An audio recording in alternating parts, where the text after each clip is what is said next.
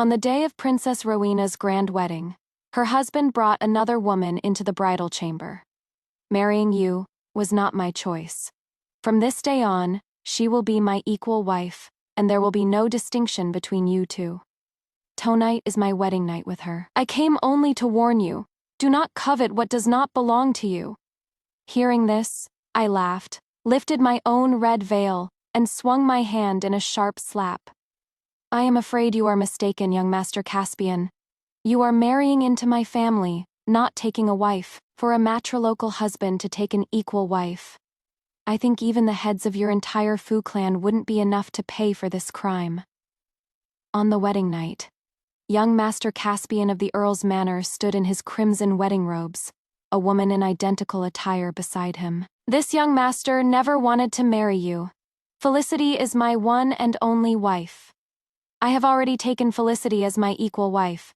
From now on, all household affairs will be managed by her. I'll just consider you a freeloader I am supporting in my house. This residence was a new gift from the Emperor, and the servants gathered at the door, watching the farce unfold. Everyone was stunned. It was common knowledge that the House of Yongping was a line of loyal martyrs. All its men had died on the battlefield, and even the women and children had been killed in a fire set by enemy spies. Only a single daughter remained, whom the Emperor had ennobled as Princess Rowena of Yongping, and granted a new estate. My loyal maid, Alara, spoke up. Our mistress is the rightfully wedded wife. Are you not afraid of the Emperor's wrath? You insolent thing! How dare you interrupt when your masters are speaking? Seize her and slap her mouth until it is pulp. None of the servants dared to move. The reason was simple. This estate was a gift from the Emperor, and all the servants here answered only to me. Seeing the servants in action, Caspian grew furious, and was about to strike Alara himself, but was held back by Felicity. Sister, Caspian has never met you, and has no feelings for you, but he and I are childhood sweethearts.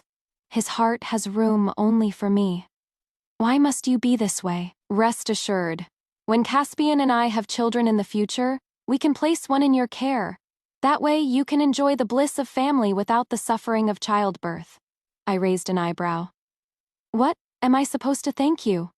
Felicity was taken aback. A flash of disgust crossed her face before she put on a pitiful expression again. Sister, I know you are resentful, but it is common for men to have multiple wives. Caspian and I are in love. Though I am an equal wife, I am still willing to respect you as my elder sister in this household. Will that appease your anger? This Felicity was a classic White Lotus, tears welling in her eyes as if she had been gravely wronged. It made the young master's heart ache for her. He quickly pulled her into his embrace. What nonsense are you talking about? I promised you a lifetime with just the two of us. Making you an equal wife has already wronged you. How could I let you defer to her? He turned to me, his face filled with disgust. Marrying you was not my choice. From this day on, she is my equal wife, and there will be no distinction between you two. Tonight is my wedding night with her. I came only to warn you, do not covet what does not belong to you. Hearing this, I laughed, and my hand flew out in a slap, followed by another on the backswing. Perfectly aimed, one for each of them. I am afraid you are mistaken, young Master Caspian. You are marrying into my family, not taking a wife. For a matrilocal husband to take an equal wife, I think even the heads of your entire Fu clan wouldn't be enough to pay for this crime. Caspian was stunned by the slap. By the time he recovered and tried to hit back, he froze. What marrying in?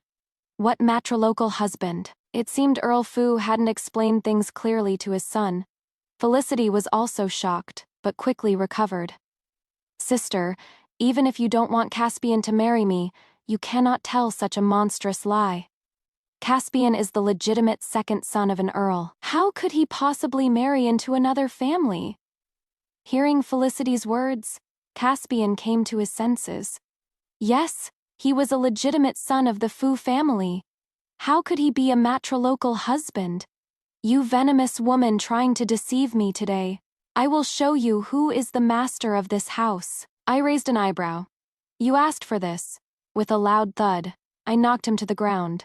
My father and brothers were all military commanders. I began my martial arts training at 3, and always loved practicing with blades and staves.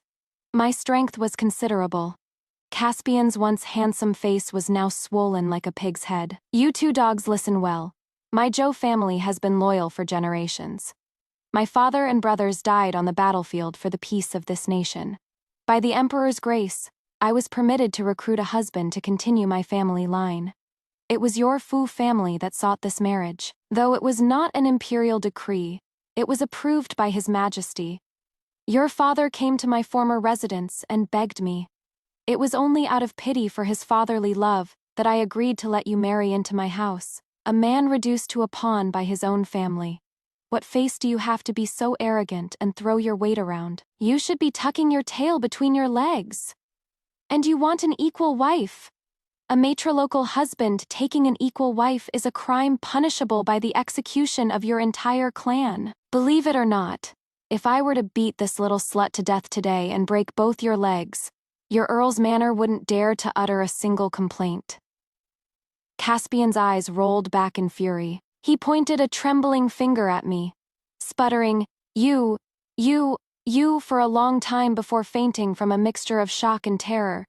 Seeing how fierce and fearless I was, even daring to strike Caspian, Felicity didn't dare approach. As an orphan merely living under the Earl's roof, she was even more terrified to stay. Trembling, she had someone carry Caspian away and fled without a trace. My lady, you were magnificent. You sent that scumbag and that hussy packing. I smiled faintly, removed my heavy ornaments, and sat calmly at the table. I may be an orphan, but I still command 20,000 soldiers of the Zhou army, not to mention the fertile lands and shops my family left behind.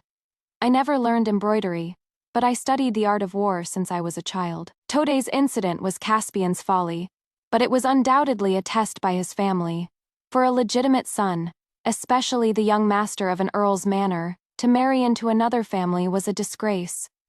The Fu family was eyeing my military power, hoping to control me through a matrilocal husband. Their family has been in decline for 3 generations.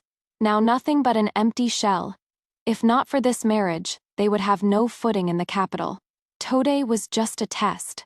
With the Emperor's favor still strong, the Fu family thinks they can bully me because I am an orphan and usurp my entire inheritance. What a fool's dream. Exactly, my lady. You can't let them get away with it. In my entire life, I have only suffered a loss once, and this one, I will one day reclaim with interest. One moment, the Fu family is humbly sending their son to marry into my house. The next, they send an orphan to make trouble for me. I bet they've already planned how to spend my fortune. I remember the Earl's heir is a minor commander in the city guard. Are they planning for him to take control of my 20,000 soldiers? Ha! In their dreams. Alara, inform Gideon to spread the news that the matrilocal husband of the Yongping Manor tried to take an equal wife on his wedding night, and that the princess was so angered she fainted. Then, have a physician come see me. I want the entire capital to know by tomorrow morning. Yes, my lady. The news that the Earl's second son had tried to take an equal wife on his wedding night, and that the princess had fainted from anger spread throughout the capital. The Earl's family is despicable. The men of the Yongping house all died for the country, leaving only this one bloodline, and they dared to do this. I've seen that young Master Caspian before. He looked decent enough, but I never thought he'd do something so foul. Perhaps it was the Earl's plan all along, thinking an orphaned girl would be easy to bully. The citizens gossiped endlessly, but I remember the laws of our dynasty state that a matrilocal husband cannot take an equal wife or concubines. If the marriage fails, he can only wait for his wife to divorce him. Early the next morning, the Fu family arrived at my manor, their faces like thunder.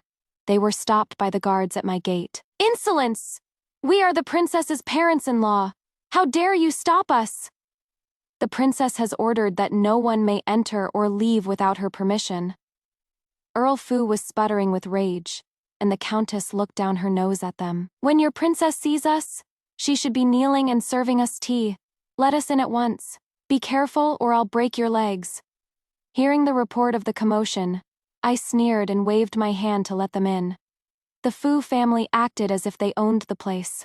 Princess, now that you are a new bride of our Fu family, you should serve tea to your parents-in-law.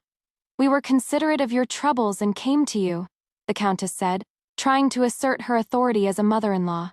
I sipped my tea, not bothering to reply. Earl Fu's brow furrowed. Your mother-in-law is right.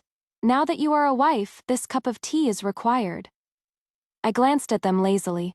I wonder if the Earl and Countess are aware of their son's actions.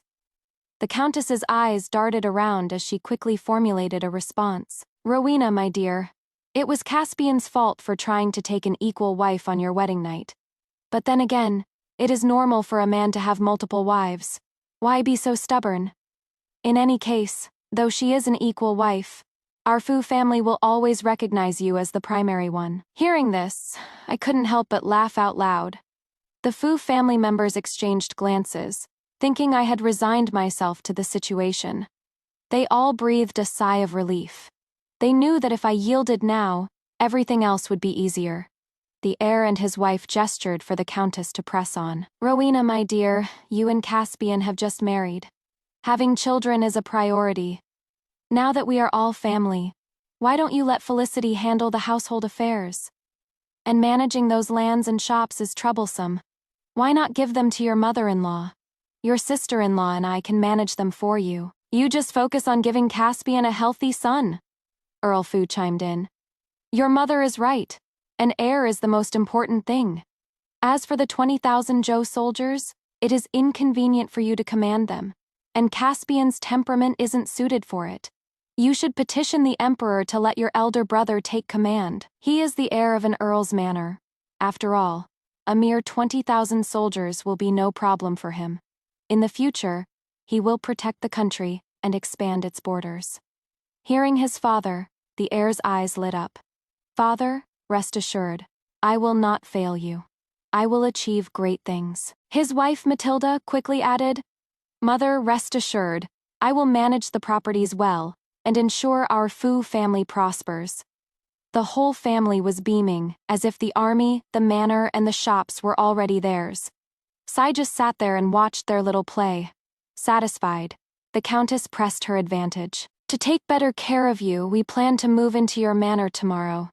Have someone prepare the rooms. Your father-in-law and I will take the main chambers. Your brother is the heir, so his quarters must also be fine. You can arrange the rest as you see fit. Truly, I admired their ability to talk amongst themselves. Ahem. The four of them finally looked at me. I turned to Alara. Alara, I must have woken up too early. My head is foggy. Did I hear correctly? Something about military power, household authority, and moving in. Alara played along. Princess, you heard correctly. The Fu family wants to take your household authority, manage your properties, and have the heir take— I cupped my ear. So, I didn't mishear and I am not dreaming. A mocking smile played on my lips. Then it must be the Fu family that is dreaming. It seems the ancients were right. You can truly have anything in your dreams. The servants couldn't help but chuckle. The faces of the Fu family turned crimson. No matter how thick-skinned they were, they felt the sting of embarrassment. What do you mean by that? Earl Fu, Countess Fu. Whether it is my Zhou family's residence or its assets, I will manage them myself. I do not require the help of others. As for the Zhou army, if the heir desires it, he can petition the emperor himself. It has nothing to do with me. Hearing that I wouldn't yield, they grew anxious. You are a woman with no family to rely on. You will have to depend on our Fu family in the future. The children of the Zhou family have never needed to rely on others. Could it be that the Earl is coveting my family's assets and army? If word of this gets out, it would be quite a scandal. Rowena, you go too far. You have insulted our Fu family. Caspian's angry roar came from outside, and he limped in, supported by Felicity. My son, what happened to you? Caspian looked at me with murderous eyes. This venomous woman, she wouldn't let me take an equal wife, and she beat her own husband. His appearance was truly pathetic. One side of his face was swollen. His leg was broken, and he had even lost 3 teeth. I want a divorce. No, father, mother, You must teach this bitch a lesson for me. I want her locked away in the back courtyards for the rest of her life, begging for my favor." Hearing such treasonous words, the heir moved quickly and clamped a hand over his mouth. The Earl and Countess looked at me with a mixture of hatred and panic. Caspian was their son born in their later years, and they doted on him. They already felt guilty for having to let him marry into my family to save their own. Seeing him in this state, "You shrew! How dare you treat your husband like this?" the Countess shrieked. Felicity fell to her knees, her own face swollen as she sobbed. "Uncle, Aunt, the princess beat my cousin like this just because he wanted to take me as an equal wife. It is one thing to hit me, but my cousin is her husband. Even if she is a princess, she cannot defy the law like this. She has no respect for her husband or the Fu family." Felicity's words reignited the family's anger. "Rowena, even as a princess, your actions are rebellious and unwomanly. If you do not kowtow and apologize today, and hand over your assets and army, our Fu family will not have you as a daughter-in-law." I burst out laughing. I turned and sat in the main seat, looking down on them. "The Earl seems to have forgotten that your son married into my house. He has no title, while I am a princess ennobled by the Emperor himself, to disrespect a princess and illegally take an equal wife. If I hadn't considered our marital bond and had him sent to the Ministry of Justice, do you think any of you would still be standing here?" The Fu family fell silent. According to the laws of the dynasty, a matrilocal husband who took an equal wife or concubine could face a punishment as severe as the imprisonment of his entire family. The heir's wife, Matilda, forced a smile to smooth things over. "We are all family. There is no need for such talk. Sister-in-law, my parents and your brother and I were truly thinking of your well-being. You needn't be so angry. If you wish to manage things yourself, then do so. We will support you either way." Hearing Matilda's words, I took the olive branch. No was not the time to completely burn bridges with the Fu family. I had agreed to the marriage because I thought their family had a weak foundation and simple-minded people. The Emperor, though sympathetic, had dropped many hints. Plus, Caspian was undeniably handsome, and I thought our children would at least be good-looking.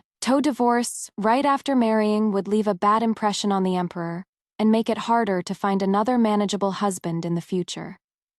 Since I have married my husband, he is naturally in my heart. But for a princess to suffer such humiliation on her wedding night, if this is not handled properly, I won't even know what to tell the Emperor when he asks. I dabbed at my eyes, playing the part of a heartbroken young woman. The Fu family finally relaxed. Seeing my weakness, Caspian grew even more smug. "So you do know your place. Let me tell you. So what if I married in? If I don't want you, you'll just be a lonely widow.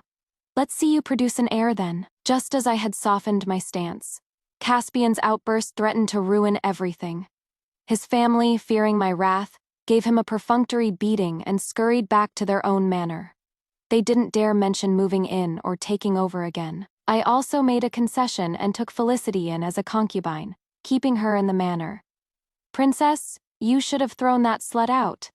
"Why did you make her a concubine?" Alara asked, confused. "But I had my own plans. Me husband could be mediocre. He could lack talent, but he could not be rotten. From the moment he brought that woman before me to disgust me, he was forever cast out from my heart. It was just not the right time to have a falling out with the Fu family. Besides, they had disgusted me. It wouldn't be over so easily." The news of the Earl's son trying to take an equal wife had already spread. A few days later, a new rumor emerged. The young master was impotent. The capital was in an uproar. A matrilocal husband was different from other men. If he was truly impotent, he could be divorced. Caspian stormed in furiously. "You venomous woman! How dare you spread rumors about me?" I looked innocent. "What is my husband talking about? You are only spreading these ridiculous rumors because I won't touch you. Let me tell you, I will not yield." With that, he stormed out again. He certainly comes and goes in a hurry. Following my instructions, the servants had placed Felicity in a remote courtyard. Caspian, proclaiming he would not yield, moved in with her. I was happy for the peace and quiet. With those two out of my sight, life was much more comfortable. Ilara, have Gideon send someone to the Earl's manor. Tell my dear mother-in-law that her son is lacking in a certain area, and ask her to find a solution. The Fu family was still counting on Caspian to win me over and fulfill their dream of controlling my house. How could they stand by and let him be impotent? After all, Caspian was confined to my manor. Whether he was a bull or a horse was up to me. Sure enough, within 3 days the entire capital knew. So that matrilical husband really is impotent. I heard the old countess is searching everywhere for remedies. That sort of problem needs proper treatment, you know. I saw a stream of tonics from the Earl's manor being delivered to the princess's house yesterday. Tonics were indeed sent, but when Caspian saw them, he smashed everything in a rage. I had the servants remove anything valuable from their courtyard and replace it with cheap goods from the market. He could smash whatever he liked. These past few days, I've had many chances encounters whenever I go out. Yesterday, a frail, poetic gentleman. The day before, a brawny man of great strength. The day before that, a scholar who recited poetry. Princess, everyone knows Caspian is impotent. These men are likely trying to win your favor. It seems I need to find a father for my child soon. When Gideon was brought to my chambers, I hesitated for a long time at the door. How much longer will the princess stand at the door? Gideon's eyebrow was raised, his usual cold demeanor replaced by a hint of nervousness. I only learned later that Gideon had admired me for a long time. After the tragedy that befell my family, he knew of my struggles and buried his feelings deep within his heart. I had already arranged for Caspian to be drugged, creating the illusion of a consummated marriage. Rowena, you are shameless. You actually drugged me. I barely glanced at him. Seeing my cold reaction, Caspian grew even angrier. Afterward, he became extremely cautious about his food and drink. But he was worrying for nothing. These days, Gideon had been working hard. I had a physician check my pulse daily, and I believed there would be good news soon. Felicity, surprisingly, came to gloat. She had been so frightened by me on the wedding night that she had been hiding in her courtyard ever since. Today, she seemed to have found her courage. So what if you forced him for one night? The master spends every day and night with me, making beautiful music together. I might already be carrying his child in my belly. She even shot a provocative glance at my stomach. What good is being a princess if your husband doesn't love you? You can't tie him to your bed every night, can you? Her tone was dripping with jealousy, yet she wore a triumphant smirk. I covered my mouth with a handkerchief and laughed. Signaling to Ilara, 2 servants seized Felicity and forced her to her knees. Ilara stepped forward and delivered 10 sharp slaps to her face.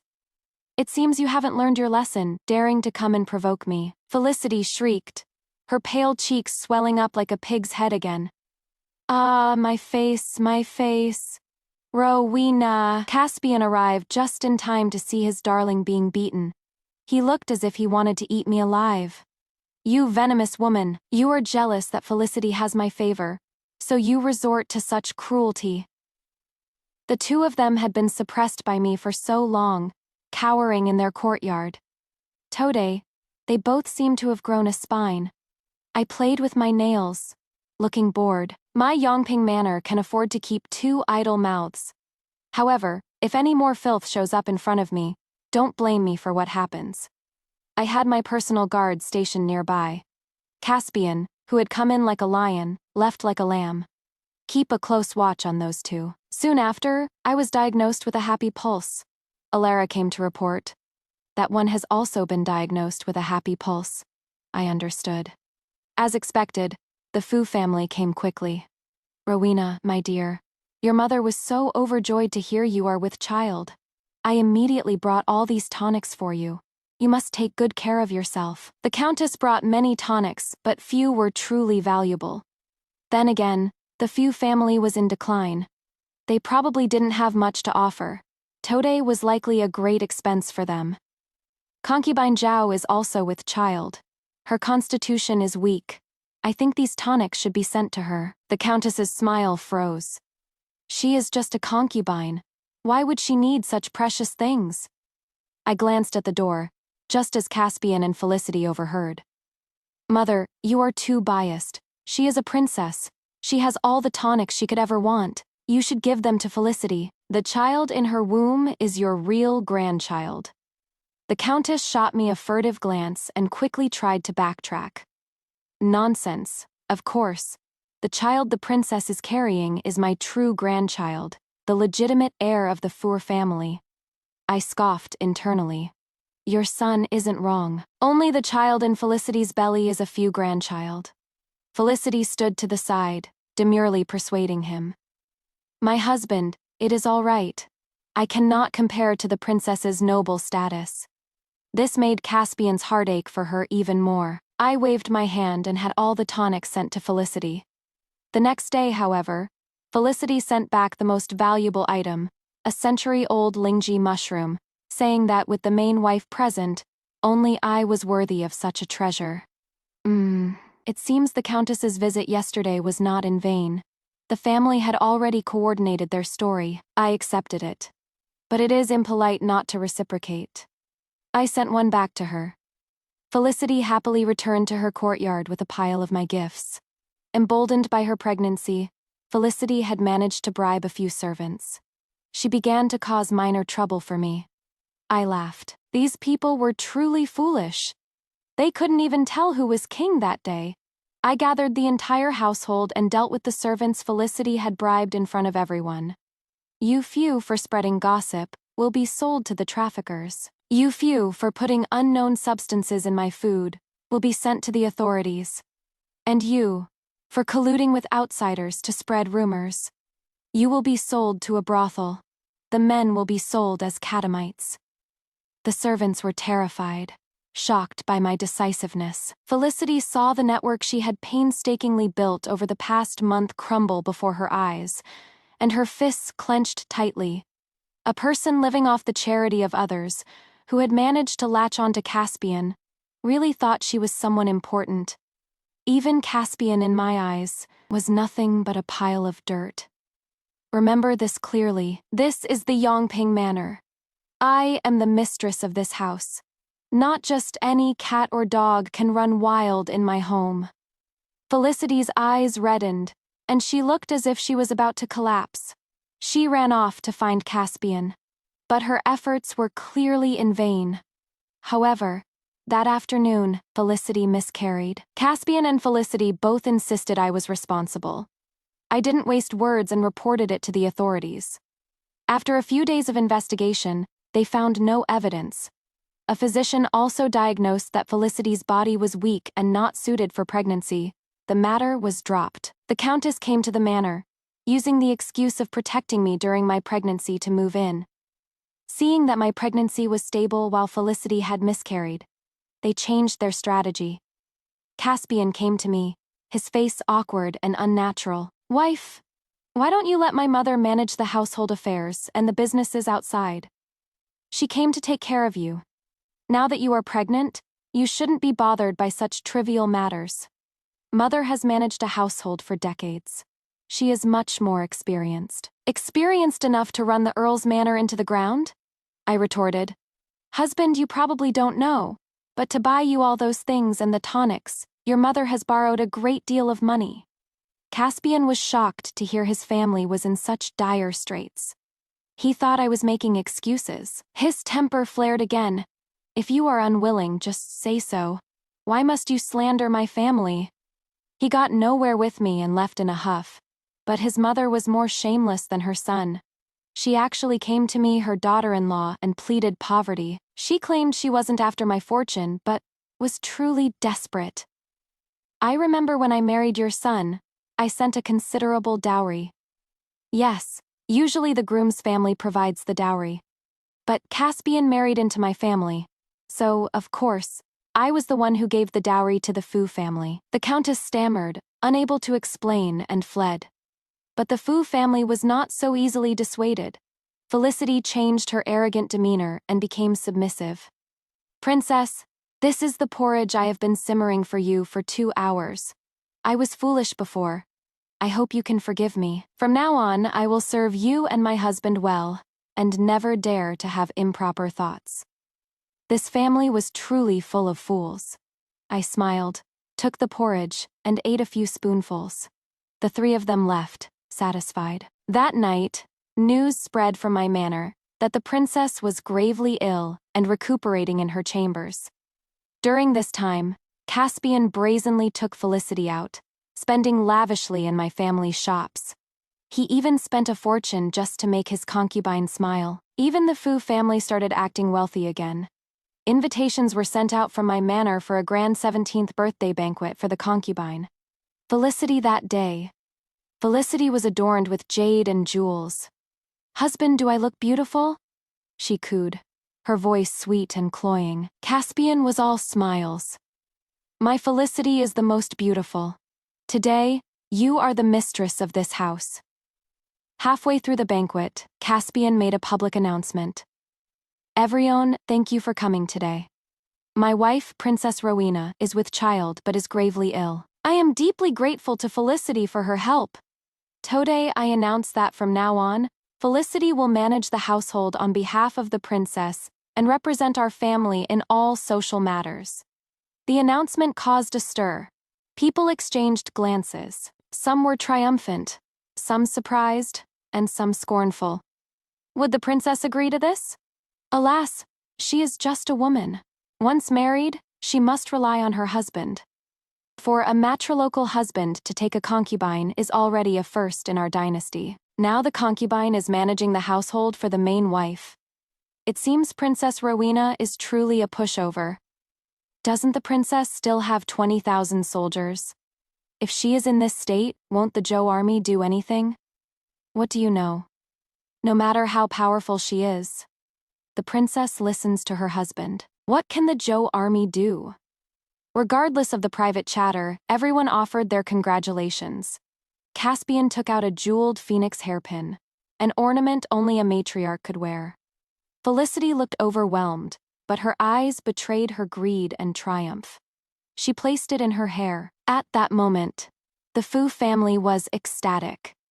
Caspian and Felicity acted as if they were the true master and mistress of the house. And the real mistress, me, was leisurely sipping bird's nest soup. "Princess, the officials are about to arrive." I stood up. "Then let's go and watch the finale of this farce." I applied makeup to make my face look pale and wan, as if I could drop dead at any moment. The commotion in the front courtyard was cut short by the arrival of the guards. The Ministry of Justice is conducting an investigation. The Fu family is suspected of poisoning and imprisoning the princess, illegally seizing property, insubordination, and murder. We are here to make arrests. The crowd descended into chaos. When Caspian saw me, he looked as if he had seen a ghost. The other few family members had the same reaction. Caspian doted on his concubine and neglected his wife. Felicity poisoned the main wife. The entire Fu family were accomplices. I ask for justice, my lord. Princess, you are carrying our Fu family's child. How can you have us arrested? The countess screamed. Caspian recovered his senses. You are ill yourself. What nonsense are you spouting? Get back inside. The officials paid them no heed. The evidence of Felicity poisoning the main wife is conclusive. The poison was purchased by the countess and administered by Felicity. The princess is gravely ill. Yet Caspian did not call for a physician, and instead imprisoned her. This is a heinous crime, men. Take the entire Fu family into custody. Only then did Caspian feel true fear. Princess, no, wife! It was all Felicity. It was all her. It has nothing to do with me. The other family members also rushed to shift all blame onto Felicity. Felicity was stunned. She was an orphan with no power or influence. Marrying Caspian was the best she could hope for. Now, seeing the Fu family throw her under the bus. No, it is not true. It is not true, she whispered in disbelief. Caspian, my love, it is not like that. You said you loved me most. It is me, your Felicity. How could you do this to me? I watched it all, and the crimes of the Fu family were investigated by the Ministry of Justice, and the evidence was irrefutable. The porridge Felicity had brought me that day contained a sterility drug, sourced by the Countess. Their goal was to make me miscarry and render me infertile. They were certain that a woman with no family and unable to bear children would be completely at their mercy. They could then seize my family's assets and army. I had the drug swapped and drank the porridge in front of them. I let them think their plan had succeeded. I secretly had the real drug administered to all the women of the Fu family. I also had the Earl, the heir, and Caspian all given the sterility drug Hamph. If they dared to plot against me, they had to be prepared for my retaliation. 10 days later, the Earl and the heir and his wife were sentenced to 6 months of hard labor. The Countess, Caspian, and Felicity, as the masterminds, were sentenced to 3 years in prison. When the Emperor heard of this, he was furious. He stripped the Fu family of their title, reducing them to commoners. I took the opportunity to request a divorce. The Emperor, seeing me 3 months pregnant, tearfully recounting my ordeal, felt a lingering pity for the Zhou family, and granted my request. From then on, I, Rowena, was still the princess of the Yongping Manor, and I was carrying the bloodline of my Zhou family. 6 months later, I gave birth to twin boys. I named them Zhou Zhenye and Zhou Zhenyuan. After giving birth, I went to the prison to see Caspian. Young Master Caspian, you probably don't know, but this princess has been blessed with a pair of fine sons. I came specially to share the good news. Caspian had been worn down by half a year in prison. Hearing my words, his eyes lit up. You venomous woman, you sent your own husband to prison, but you still gave birth to my Caspian's sons. Seeing his crazed state, I smiled. Young Master Caspian, I divorced you 6 months ago. Besides what? I covered my mouth and leaned closer. My sons have nothing to do with you. You seem to have forgotten. You are impotent. Caspian's eyes widened as he understood my meaning. He looked at me as if I were a demon. That night, I only had you sleep in my room. It is a pity that even if you don't acknowledge it, you will likely never have children of your own again. Your Fu family wanted to usurp my inheritance and disgust me, so I have ensured your entire Fu family has no heirs. I watched him descend into madness, then calmly left the prison. After all, I never wanted to fight for a husband's affection. All I ever wanted was to continue my family's bloodline. 3 years later, Caspian had gone completely mad. The Countess had died in prison a year ago. As for Felicity, I heard that to get better food in prison, she had offered herself to the guards and become their plaything. After her release, she ended up working in a brothel. When the Fu family took Caspian back, it wasn't long before his elder brother threw the madman out. Caspian would wander to my manor every day, muttering that he was the princess's husband, refusing to leave. By then, Gideon, our 2 children, and I were in the southern frontier. Along with the 20,000 soldiers of the Zhou army, we guarded the border. I had just returned from training the troops when I saw Gideon and our 2 little ones with wooden swords, practicing their stances. When they saw me, the 2 little ones ran into my arms. Mother, father is teasing us. I hugged them, one in each arm, my heart filled with tenderness. Then you must learn your skills quickly. When you become generals, even your father will have to obey your orders.